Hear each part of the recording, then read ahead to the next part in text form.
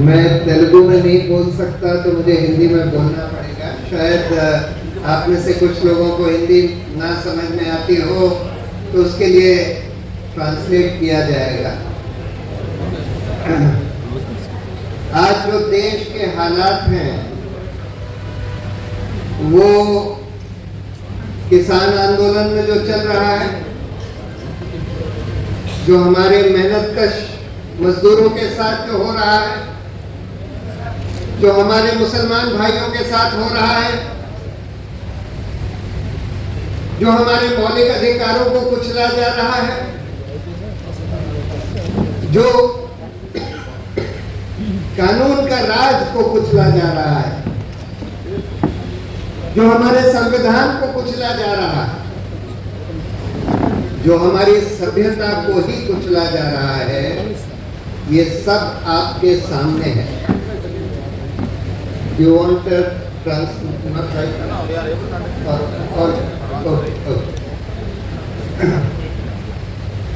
हमारे किसान भाई क्या मांग कर रहे हैं?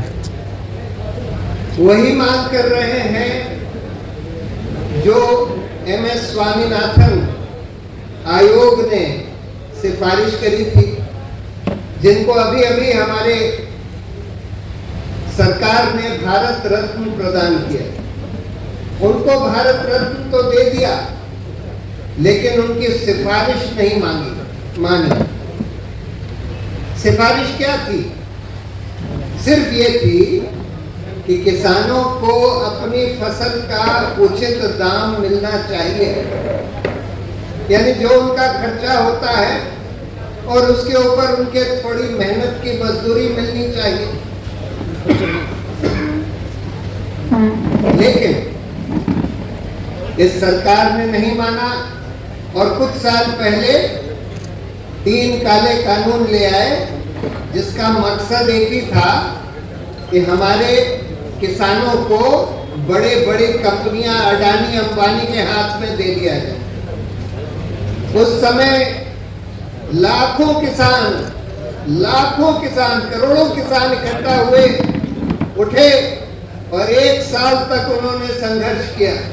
1 साल तक दिल्ली की सीमाओं पर बैठे रहे और आखिर में सरकार को अपना सिर झुकाना पड़ा और सरकार को ये कहना पड़ा कि हम 3 कानूनों को वापस लेते हैं।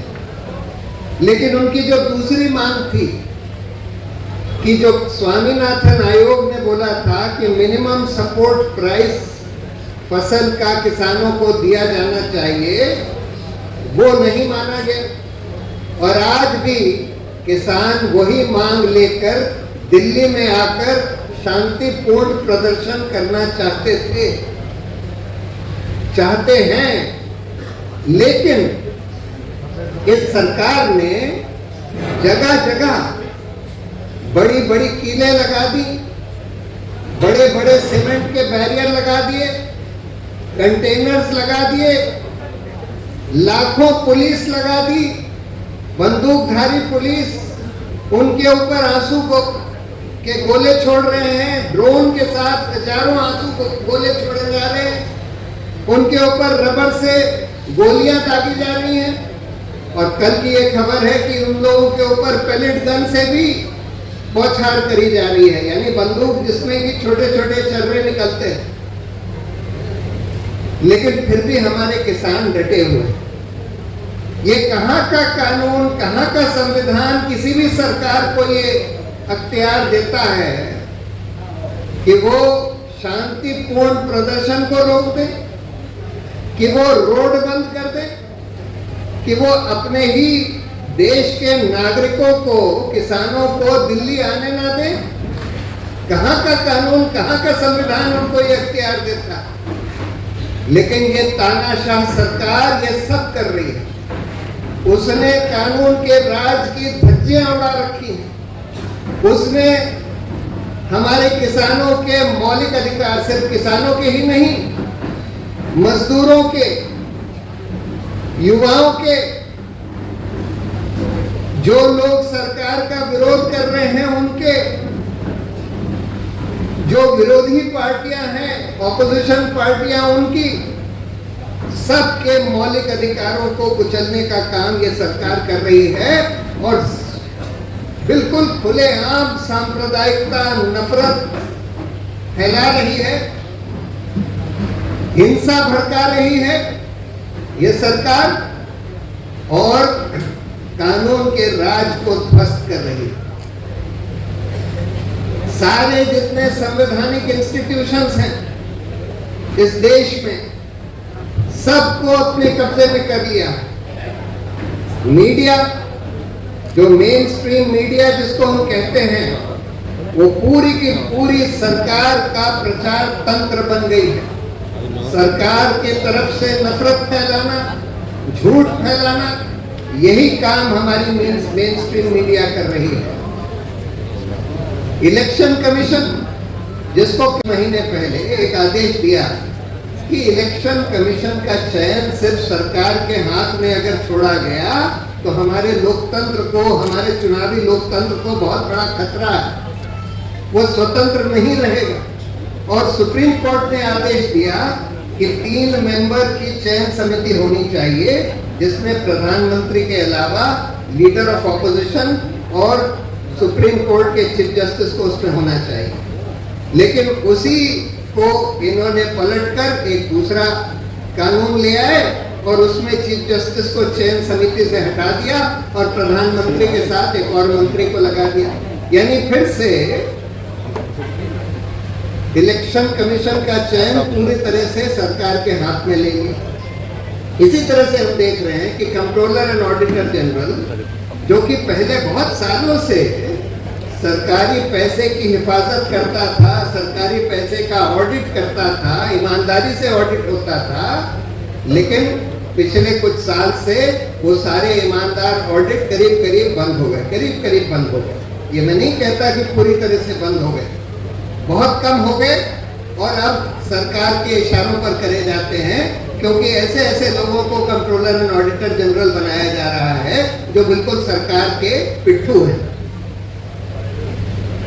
सारी जितनी एजेंसीज हैं, पुलिस की इन्वेस्टिगेटिंग एजेंसीज, चाहे वो पुलिस हो, एनफोर्समेंट डायरेक्टरेट हो, सीबीआई हो, एनआईए हो, इनकम टैक्स डिपार्टमेंट हो, कोई भी जांच एजेंसी हो, सबका इस्तेमाल, राजनीतिक इस्तेमाल ये सरकार कर रही है।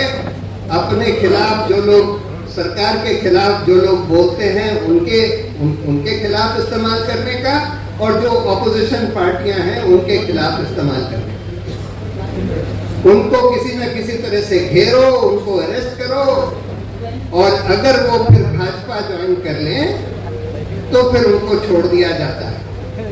ये हम लगातार देख रहे हैं। चाहे वो आसाम का मुख्यमंत्री हो हिमंत बिस्वा शर्मा, जिसको भाजपा ने ही बोला कि सबसे भ्रष्ट आदमी है, वो जैसे ही भाजपा ज्वाइन कर लिया उसके खिलाफ सारे केसेस विड्रॉ कर लिए गए और उसको मुख्यमंत्री बना दिया गया। ऐसे कितने ही उदाहरण हैं, एक के बाद अजीत पवार, कितने ही उदाहरण हैं जिसको भाजपा सबसे भ्रष्ट कह चुकी थी और फिर वो भाजपा ज्वाइन कर लेते हैं और उनको पाक साफ। अभी अशोक चौहान ने भाजपा ज्वाइन कर ली महाराष्ट्र में, जो पूर्व मुख्यमंत्री थे कांग्रेस के समय में। तो इन लोगों को, सबको इन एजेंसियों से डराकर और इनको भाजपा ज्वाइन करा लेते हैं और उसके बाद उनको पाक साफ डिक्लेयर कर दिया जाता है। तो आज हमारा लोकतंत्र, हमारा संविधान, हमारी सभ्यता सब खतरे में है। सभ्यता का मैं इसलिए कह रहा हूं क्योंकि एक ऐसा माहौल बना दिया गया है जिसमें नफरत फैलाई जा रही है, हिंसा भड़काई जा रही है। लोगों से कहा जा रहा है कि मुसलमान है तो इसको जाके सड़क पर तुम लोग मार सकते हो और पुलिस कुछ नहीं करेगी। कई बार पुलिस भी मारने में शामिल हो जाती है। सोशल मीडिया पर भी अगर कोई सरकार के खिलाफ बोले तो उसके खिलाफ गालियां, उसके खिलाफ मारने की धमकियां, ये सब दी जाती हैं। तो हमारी, और जैसे मैंने बोला, कानून का राज तो पूरी तरह से ध्वस्त किया जा रहा है। आज किसी के खिलाफ भी कोई मुख्यमंत्री या कोई पुलिस अधिकारी कोई भी आरोप लगा दे, झूठा आरोप सिर्फ आरोप लगाने की जरूरत है और फिर वो कहते हैं हम उसका घर बुलडोजर से तोड़ देंगे। कोई कानून ये इजाजत नहीं देता कि किसी भी आरोपी का घर आप बुलडोजर से तोड़ दें। पहली बात तो उसका आरोप सिद्ध नहीं हुआ है, और सिद्ध भी अगर हो जाता है तो कोई सजा कानून में ऐसी नहीं दी जा सकती कि उसका घर बुलडोजर से तोड़ दिया जाए। लेकिन फिर भी मुख्यमंत्री, कई राज्यों के मुख्यमंत्री खुलेआम ये कहते हैं कि भाई हम इन लोगों का घर बुलडोजर से तोड़ देंगे, और जगह जगह इस तरह से बिल्कुल गैर कानूनी तरीके से बुलडोजर चलाए जा रहे हैं। तो जैसे मैं कह रहा था कि आज हमारा देश बहुत बड़े खतरे में है, और अगर इस खतरे से हम लोग नहीं निपट पाए तो फिर हमारी आगे वाली पीढ़ियां जो हैं एक बहुत गुलामी की स्थिति में रहेंगी। ये देश ना तो लोकतंत्र रहेगा, ना यहाँ सेकुलरिज्म रहेगा, ना यहाँ मौलिक अधिकार रहेंगे, कुछ नहीं रहेगा, बस तानाशाही रहेगी। जैसे कि जर्मनी में जब हिटलर हुकूमत करता था, वहां जैसा माहौल हो गया था, वैसा ही माहौल हिंदुस्तान में होता जा रहा है। और मुझे लगता है कि अगर 24 में इनको नहीं रोका गया, इस लोकसभा के चुनाव में नहीं रोका गया, तब बहुत ही मुश्किल होने वाली है हमारे देश के सामने। तो देखिए इसमें हमारी क्या, हम लोग क्या कर सकते हैं। मेरा मानना यह है कि आज के हालात में पॉलिटिकल पार्टियों का तो बहुत बड़ा दायित्व है ही है। देखिए मेरा मानना है कि ये सब जो डराने की कोशिश कर रहे हैं और जो ये ऑपोजिशन लीडर्स को अरेस्ट कर रहे हैं, चीफ मिनिस्टर्स को अरेस्ट कर रहे हैं, ये पब्लिक ओपिनियन में, जनता की राय में इस सरकार के खिलाफ जा रहा है। जनता में इनकी थू-थू हो रही है। लेकिन दुर्भाग्य की बात यह है कि इससे ऑपोजिशन के लीडर्स, बहुत सारे लीडर्स डर गए हैं। जरूरत यह है कि आज उनको बगैर डर का वो जज्बा लाना है कि जेल का डर अपने और सड़क पर आ जाना है, लोकतंत्र को बचाने के लिए, संविधान को बचाने के लिए, हमारी सभ्यता को बचाने के लिए और अपने मौलिक अधिकारों को बचाने के लिए। तो ऑपोजिशन को बाहर आना चाहिए, ऑपोजिशन को एकजुट होना चाहिए। ये लोग खरीद फरोख्त करके तोड़ना चाहते हैं। जो इस तरह के लोग हैं, जैसे सुनने में आ रहा है कि कमलनाथ जो कांग्रेस के नेता थे वहां मध्य प्रदेश में, वो भी अब भाजपा ज्वाइन करने के लिए शायद दिल्ली जा रहे हैं। ठीक है, इस तरह के जो कूड़ा करकट नेता हैं, जो बिकने के लिए तैयार हैं, उनको बाहर चले जाना चाहिए। लेकिन जो ईमानदार नेता हैं उनको मजबूती से खड़ा होना चाहिए और जनता उनका सपोर्ट करेगी। दूसरी बात, आज सिविल सोसाइटी को खड़ा होने की जरूरत है। देखिए कई बार इस देश में ऐसा समय आया है जब सिविल सोसाइटी खड़ी हुई और उससे बड़ा राजनीतिक बदलाव आया। जयप्रकाश आंदोलन के समय यह हुआ था, 74 के दौर में इमरजेंसी लगी, लेकिन इमरजेंसी हटने के बाद उस समय की जो हुकूमत थी उसको हराया गया। उसी तरह से 2011-12 में भी एक बहुत बड़ा भ्रष्टाचार के खिलाफ आंदोलन हुआ। ये दूसरी बात है कि उसका फायदा मोदी ने उठाया, भाजपा ने उठाया और उसके कंधे पर बैठ के ये लोग सत्ता में आ गए। लेकिन वो आंदोलन महत्वपूर्ण आंदोलन था। ये दुर्भाग्य की बात है कि अरविंद केजरीवाल भी धीरे धीरे उन्होंने जो ये सपना हम लोगों ने देखा था कि भाई एक ऑल्टरनेटिव पॉलिटिक्स की पार्टी बनेगी जो ईमानदारी से राजनीति करेगी, पारदर्शी राजनीति करेगी, जवाबदेह राजनीति करेगी, उसको अरविंद केजरीवाल ने वो जो हमारा सपना था वो चूर चूर कर दिया और वो भी एक ऑर्डिनरी पॉलिटिकल पार्टी की तरह काम करने लगे और उससे भी बदतर तरीके से काम करने लगे। लेकिन वो महत्वपूर्ण आंदोलन था क्योंकि भ्रष्टाचार इस देश की बहुत बड़ी प्रॉब्लम है। अभी 2 दिन पहले सुप्रीम कोर्ट ने एक बहुत महत्वपूर्ण फैसला दिया, इलेक्टोरल बॉन्ड्स को रद्द कर दिया और उस फैसले में कई सारी चीजें ऐसी लिखी हैं जिससे समझ में आता है कि किस तरह से हमारा चुनावी लोकतंत्र जो है पैसे का खेल हो गया। इसके कई कारण हैं। एक कारण ये है कि हमने हमारा जो इलेक्टोरल सिस्टम है उसमें हमने ये कह दिया है कि भाई हम 5 साल में अपने नुमाइंदे को चुनेंगे और उसके बाद वो लोग सरकार बनाएंगे, वो लोग फिर सारी नीतियां तय करेंगे, सारे फैसले लेंगे। और 5 साल में हम बस वोट कर सकते हैं। और उस वोट में भी ये होता है कि जिस जने को सबसे ज्यादा वोट मिली वही उसी को घोषित किया जाता है, चाहे बाकी सब लोगों को मिलाकर 70% वोट मिली हो, उसको सिर्फ 30% मिली हो, लेकिन अगर उसको सबसे ज्यादा मिली है तो वही वहां से उसी का चयन होता है और उसी पार्टी की सरकार बनती है जिनके पास मेजॉरिटी है। तो लोग क्योंकि जब वोट देने जाते हैं तो वो ये नहीं चाहते कि उनकी वोट बर्बाद हो। उनको पता है एक ही आदमी यहाँ से इलेक्ट होगा और एक ही पार्टी यहाँ पर सरकार बनाएगी। तो वो फिर ये देखते हैं, अगर उनको ये लगता है कि हमारी पार्टी सबसे अच्छी है, कि ये पार्टी सबसे अच्छी है और इसका ये कैंडिडेट बहुत अच्छा है, लेकिन अगर उनको ये लगता है कि भाई ये पार्टी या ये कैंडिडेट जीत तो नहीं सकते, तो फिर वो उसको वोट नहीं देते क्योंकि अपनी वोट बर्बाद नहीं करना चाहते। तो फिर लोग देखते हैं कि जो लोग जीत सकते हैं उनमें से कौन कम खराब है उसको वोट देते हैं।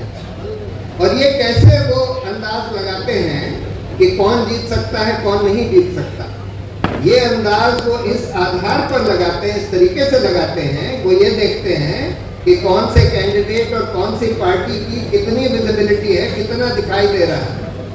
और कौन कितना दिखाई देता है ये पैसे के ऊपर निर्भर करता है, क्योंकि पैसे से आप एडवर्टाइजमेंट कर सकते हैं, टेलीविजन में, अखबारों में, पैसे से आप होर्डिंग्स लगा सकते हैं और पैसे से ही आपके पेड वर्कर जगह जगह जाकर आपके पर्चे बांट सकते हैं और पैसे से ही आजकल पॉलिटिकल बड़ी बड़ी रैलियां होने लगी। और ये सुप्रीम कोर्ट ने इस फैसले में बोला है कि ये पूरा पैसे का खेल हो गया है और इसीलिए उन्होंने एक और कानून को रद्द कर दिया है जिसमें ये कहा गया था कि अब बड़ी बड़ी कंपनियां कितना भी पैसा पॉलिटिकल पार्टियों को दे सकती हैं। पहले ये कानून था कि कोई भी कंपनी अपने प्रॉफिट का 7.5% से ज्यादा पैसा पॉलिटिकल पार्टियों को नहीं दे सकती, लेकिन उसको इन्होंने पलटने के लिए एक अमेंडमेंट लाए थे ये भाजपा सरकार, और उसको भी सुप्रीम कोर्ट ने रद्द कर दिया ये कह के कि भाई ये जो है हमारे चुनावी लोकतंत्र को पैसे का खेल बनाता जा रहा है।